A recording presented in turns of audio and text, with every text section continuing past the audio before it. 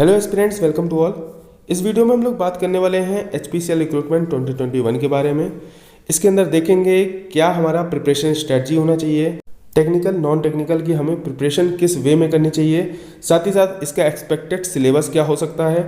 और इसमें सबसे इम्पॉर्टेंट चीज़ ये है कि HPCL रिक्रूटमेंट के अंदर फाइनल ईयर जो स्टूडेंट्स हैं वो भी एलिजिबल हैं।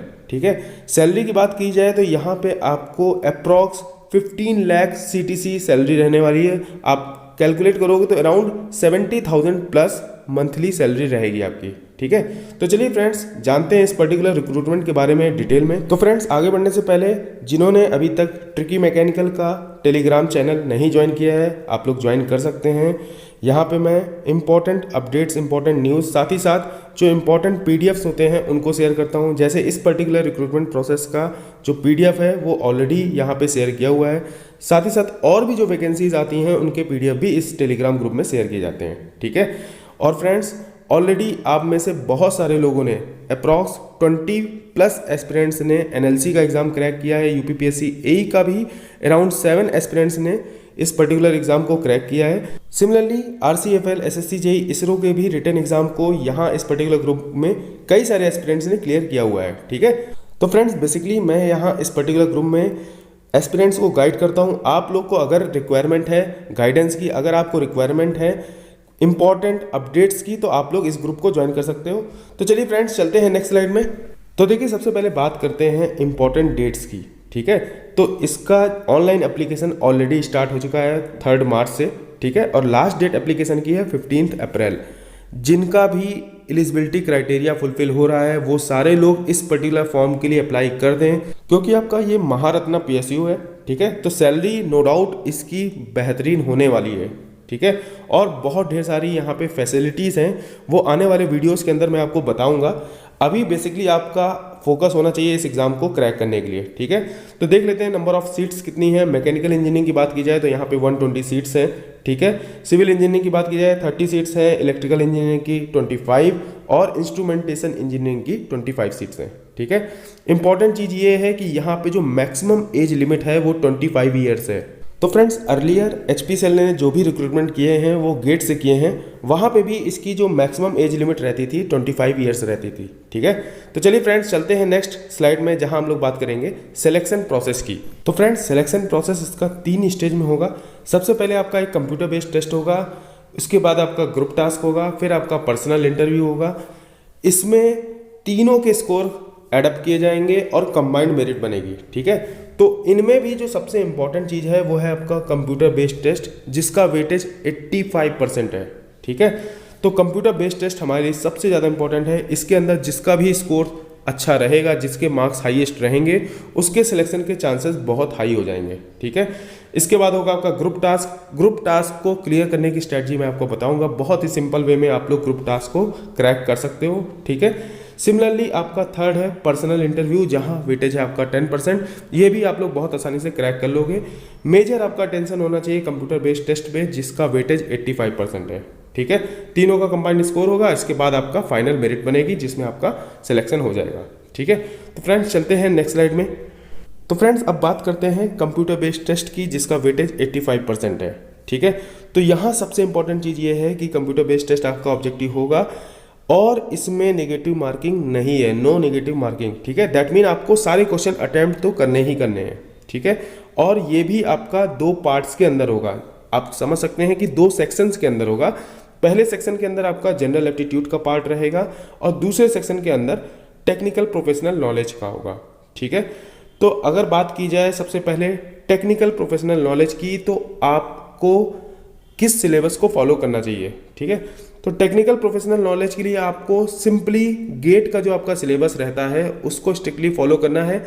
उसमें जो आपका मैथ्स का सिलेबस है उसको आप हटा दीजिए। इसके अलावा जो भी आपका टेक्निकल का सिलेबस है उसको आपको स्ट्रिक्टली फॉलो करना है। ठीक है, ऑल्दो इस पर्टिकुलर रिक्रूटमेंट प्रोसेस का जो ऑफिशियल सिलेबस है वो अभी तक अनाउंस नहीं हुआ है, लेकिन 99.9% चांस है जो टेक्निकल का सिलेबस रहेगा वो गेट का एज इट इज़ रहने वाला है। ठीक है, तो फ्रेंड्स अब आपके माइंड में क्वेश्चन आ रहा होगा कि कितने क्वेश्चंस आपके जनरल एप्टीट्यूड के रहेंगे, कितने क्वेश्चंस आपके टेक्निकल प्रोफेशनल नॉलेज के रहेंगे, साथ ही साथ ये पर्टिकुलर एग्जाम कितने टाइम ड्यूरेशन का रहने वाला है और इसमें जनरल एप्टीट्यूड का जो सिलेबस रहेगा वो क्या रहेगा। तो फ्रेंड्स, HPCL ने अभी कुछ दिन पहले R&D officer MTech in biotechnology की पोस्ट निकाली थी, जिसके अंदर इन्होंने जो एग्ज़ाम पैटर्न डिफाइन किया था उसमें 170 मार्क्स का टोटल पेपर था, जिसका टेस्ट ड्यूरेशन 2.5 आवर्स था।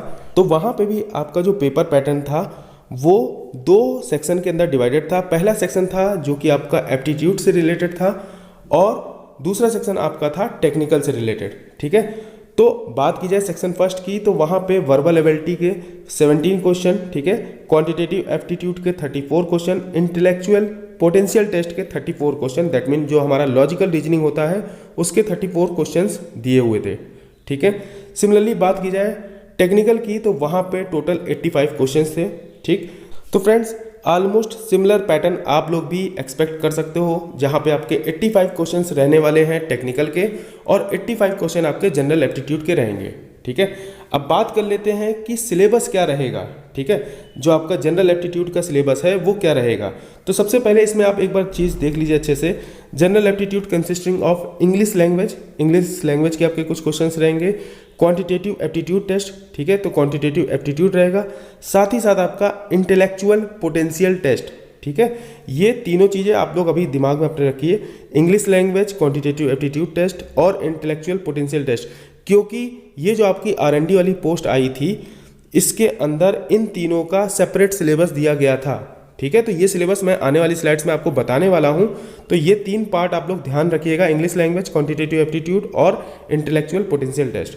ठीक है, और फ्रेंड्स इस पर्टिकुलर वीडियो का जो भी इंपॉर्टेंट पार्ट है उसका PDF मैं आप लोग को टेलीग्राम ग्रुप में शेयर कर दूंगा, आप लोग उसका हेल्प ले सकते हो। ठीक है, तो फ्रेंड्स चलते हैं नेक्स्ट स्लाइड में। तो देखिए यहाँ हम लोग बात करने वाले हैं कि टेक्निकल क्वेश्चन जो हमारे आएंगे उसका प्रैक्टिस सोर्स क्या होना चाहिए, हम लोग किस तरीके से टेक्निकल क्वेश्चन की प्रैक्टिस करें। ठीक है, तो फ्रेंड्स टेक्निकल क्वेश्चन प्रैक्टिस में सबसे पहला पार्ट है आपका गेट के जितने भी प्रीवियस ईयर क्वेश्चन आए हैं उनको आप लोग बहुत अच्छे से प्रैक्टिस कर लो।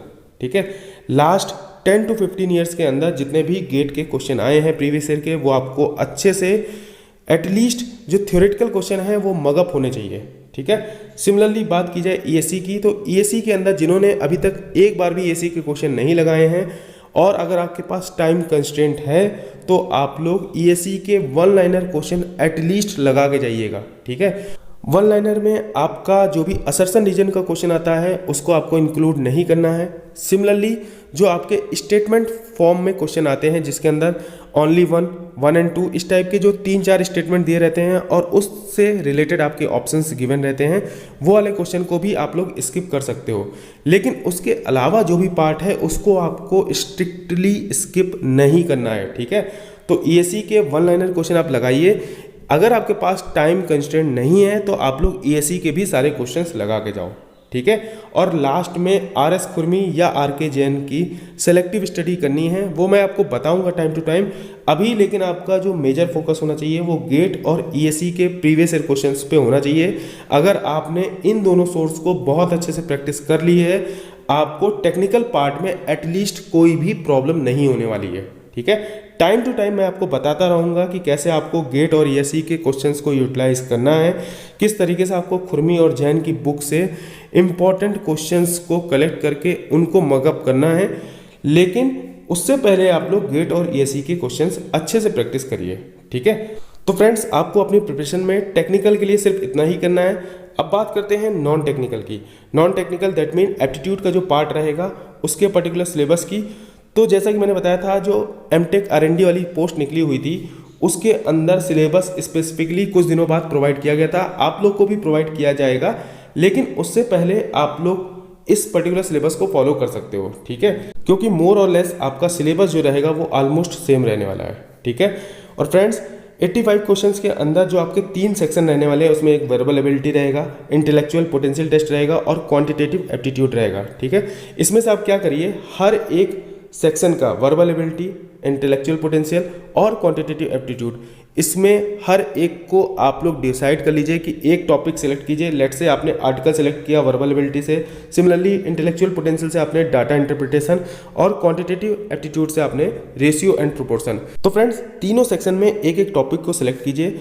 डेली उनमें 1 आवर इन्वेस्ट कीजिए और जितने भी क्वेश्चन प्रैक्टिस सोर्स आपको अवेलेबल है फ्रीली ऑन इंटरनेट, ठीक है, यूट्यूब पे आजकल बहुत सारे सोर्सेस इन सब पे मिल जाएंगे आपको। आर्टिकल पे प्रैक्टिस के सोर्स मिल जाएंगे, सिमिलरली आपका डाटा इंटरप्रिटेशन, फिर आपका एप्टीट्यूड का भी आपको यूट्यूब में बहुत अच्छा सोर्स मिल जाएगा। आप लोग वहाँ से क्वेश्चन की प्रैक्टिस कीजिए और नॉन टेक और टेक में आपको बैलेंस बना के चलना है, ठीक है। जिसने भी बैलेंस इन दोनों के अंदर बना के रखा उसका डेफिनेटली सिलेक्शन होना है, ठीक है। तो नॉन टेक को आपको बिल्कुल भी स्किप नहीं करना है। टेक्निकल आप लोग बहुत अच्छे से करिए, सिर्फ आपको गेट और ईएससी पे अभी फोकस करना है। टाइम टू टाइम मैं आपको बताता रहूँगा कि आपको क्या चीज़ें कैसे करनी है, लेकिन आपको टेक्निकल और नॉन टेक्निकल साथ में पैरेलली बैलेंस बना के चलना है, ठीक है। तो फ्रेंड्स, ये सिलेबस मैं आपको अपने टेलीग्राम चैनल पे शेयर कर दूंगा, आप लोग वहाँ से भी कलेक्ट कर सकते हो, ठीक है। तो फ्रेंड्स, अगर आपके कोई भी जनरल डाउट बचे हैं या कोई भी आपकी जनरल क्वेरी है तो आप लोग नीचे इस वीडियो के कमेंट करके मुझसे क्वेश्चंस पूछ सकते हैं, ठीक है। और फ्रेंड्स, जिन्होंने इस पर्टिकुलर चैनल को अभी तक सब्सक्राइब नहीं किया है तो अगर आपको ये चैनल यूजफुल लगता है तो आप लोग इसको सब्सक्राइब कर सकते हो, ठीक है। तो मिलते हैं नेक्स्ट वीडियो में, तब तक के लिए हंसते रहिए, मुस्कुराते रहिए और अच्छे से पढ़ाई करते रहिए। Thank you friends, thanks for watching this video.